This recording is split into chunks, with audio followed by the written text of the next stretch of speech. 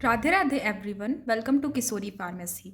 Today we are going to start Industrial Pharmacy of 7th semester Unit 3. इसमें हम सबसे पहले रेगुलेटरी अफेयर्स पढ़ेंगे, जिसके अंदर हम इंट्रोडक्शन देखेंगे रेगुलेटरी अफेयर्स का। उसके बाद हम देखेंगे historical overview of regulatory affairs. उसके बाद हम देखेंगे रेगुलेटरी अथॉरिटीज़ क्या होती है। उसके बाद हम पढ़ेंगे role of regulatory affairs department. उसके बाद हम पढ़ेंगे रिस्पॉन्सिबिलिटी ऑफ रेगुलेटरी अफेयर्स। तो रेगुलेटरी अफेयर्स क्या होता है? रेगुलेटरी अफेयर एक प्रोफेशन है जो कि गवर्नमेंट डेवलप करता है कि वो पब्लिक की हेल्थ को प्रोटेक्ट कर सके। जो भी प्रोडक्ट मैन्युफैक्चर करते हैं उसकी सेफ्टी और एफिकेसी को रेगुलेटरी अफेयर ध्यान रखता है। इसके अंदर इंक्लूड होता है pharmaceuticals, medical devices, pesticides, foods etcetera. अब इसके अंदर हम पढ़ेंगे pharmaceutical drug regulatory affairs. Pharmaceutical drug regulatory affairs एक डायनेमिक फील्ड है जिसके अंदर साइंटिफिक, लीगल और commercial aspects of a drug development आता है। फार्मास्यूटिकल ड्रग रेगुलेटरी अफेयर एक टाइप का प्रोसेस होता है जो कि एंश्योर करता है कि जो भी ड्रग है या फिर मेडिकल डिवाइसेस हैं वो सेफ़ हैं, इफेक्टिव हैं और उसके अंदर पूरी जो रेगुलेटरी रिक्वायरमेंट्स हैं वो अच्छे से प्रेजेंट हैं। Pharmaceutical drug regulatory affairs professionals are responsible for, ये जो फार्मास्यूटिकल ड्रग रेगुलेटरी अफेयर्स के जो प्रोफेशनल्स होते हैं वो रिस्पॉन्सिबल होते हैं कि वो क्या करते हैं, वो चेक करते हैं कि जो रूल्स और रेगुलेशन जो बताए गए हैं कंपनी को, क्या वो कंपनी उसे मैनेज कर रहा है। दूसरा क्या है कि वो कम्युनिकेट करते हैं रेगुलेटरी एजेंसीज़ के साथ। तीसरा है कि वो एडवाइस करते हैं प्रोजेक्ट टीम्स को। फोर्थ है obtaining clearance for new products. New product जो भी बनता है उसको वो एक क्लियर और ट्रू स्टेटमेंट बताते हैं कि जो न्यू प्रोडक्ट बने तो वो कभी फॉल्स ना बने। तो अब हमारा सेकेंड टॉपिक है historical overview of regulatory affairs. इसके अंदर हम पढ़ेंगे कि कौन से ईयर में कौन सा इवेंट निकला था और किस पर्पस के लिए निकला था।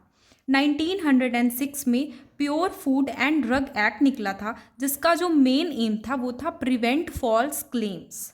1930 में FDA takes its current name. जो FDA है, फूड ड्रग एडमिनिस्ट्रेशन, उसने अपना नाम रखा था प्रिवेंटिंग पब्लिक हेल्थ। इसका जो पर्पस था वो पब्लिक की हेल्थ को प्रिवेंट करना था, बचाना था। 1938 में federal food drug and cosmetic act निकला जिसका जो मेन पर्पस था वो था require proof of safety before marketing. इसमें जो federal food drug and cosmetic act है इसमें सेफ्टी को मेंटेन करने के लिए एक रिक्वायर प्रूफ का ज़रूरत पड़ती थी जो कि मार्केटिंग के पहले के लिए होता है। 1949 में first publication of FDA guidelines to industries. 1949 में फर्स्ट पब्लिकेशन FDA का निकला था जो कि इंडस्ट्री के लिए निकला था। Address the appraisal of toxic chemicals in food. 1987 में प्रिस्क्रिप्शन ड्रग मार्केटिंग एक्ट निकला जिसका जो मेन एम था कि वो एंश्योर करे जो भी फार्मास्यूटिकल प्रोडक्ट है जिसको हम कस्टमर को सेल करते हैं, बेचते हैं, क्या वो सेफ है या नहीं है। 2004 में PAT a framework for innovative निकला जिसका जो मेन एम था कि वो अचीव करे greater understanding of a drug development and manufacturing process का। 2005 में ICH हार्मोनाइज गाइडलाइन निकला जिसका जो मेन एम था वो था foster quality by design and the understanding of a design space, emphasis on design of experiments to define interaction and works in multi dimensionals. तो अब हमारा थर्ड टॉपिक है regulatory authorities. Regulatory authorities also known as regulatory agencies और independent agencies. Independent agencies or regulatory authorities are government body that regulates and license certain areas of human activity। ये जो regulatory authorities होती है वो government के द्वारा बनाई गई एक एजेंसी होती है जो कि क्या करते हैं, लाइसेंस करते हैं, रेगुलेट करते हैं जो भी इंडस्ट्री में काम होता है उसको देखने का, उसको करेक्ट करने के लिए रेगुलेटरी अथॉरिटीज़ को बनाया गया है। They are responsible for ensuring that safety and norms are followed. ये जो रेगुलेटरी अथॉरिटीज़ है, इसको गवर्नमेंट इसलिए बनाए हैं कि जो भी प्रोडक्ट बनता है क्या वो सेफ है, उसके अंदर एफिकेसी है, उसको एंश्योर करने के लिए रेगुलेटरी अथॉरिटीज़ को बनाया गया है। मेजर रेगुलेटरी एजेंसीज इंक्लूड, इसके अंदर जो मेजर रेगुलेटरी एजेंसीज आती हैं, पहला है WHO वर्ल्ड हेल्थ ऑर्गेनाइजेशन, दूसरा है United State food and drug administration, तीसरा है यूरोपियन मेडिसिन एजेंसीज, चौथा है medicine and health care products regulatory agencies, पांचवा है थेरेपेटिक गुड्स एडमिनिस्ट्रेशन, और सिक्स्थ है pharmaceuticals and medical devices agencies. तो अब जो फोर्थ टॉपिक है वो है role of regulatory affairs department. तो ये रेगुलेटरी अफेयर्स डिपार्टमेंट का क्या काम है? फर्स्ट जो इनका वर्क है वो है ensuring that their companies comply with all of the system policy and laws pertaining to their business.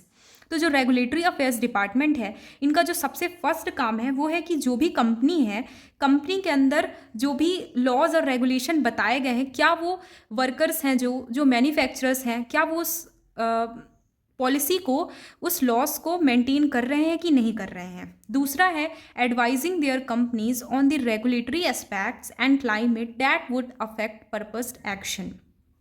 और वो एडवाइस करते हैं कंपनी को कि कौन से जो क्लाइमेट्स हैं, कौन से ऐसे फैक्टर्स हैं जो कि अफेक्ट कर सकते हैं उनके प्रोडक्ट को।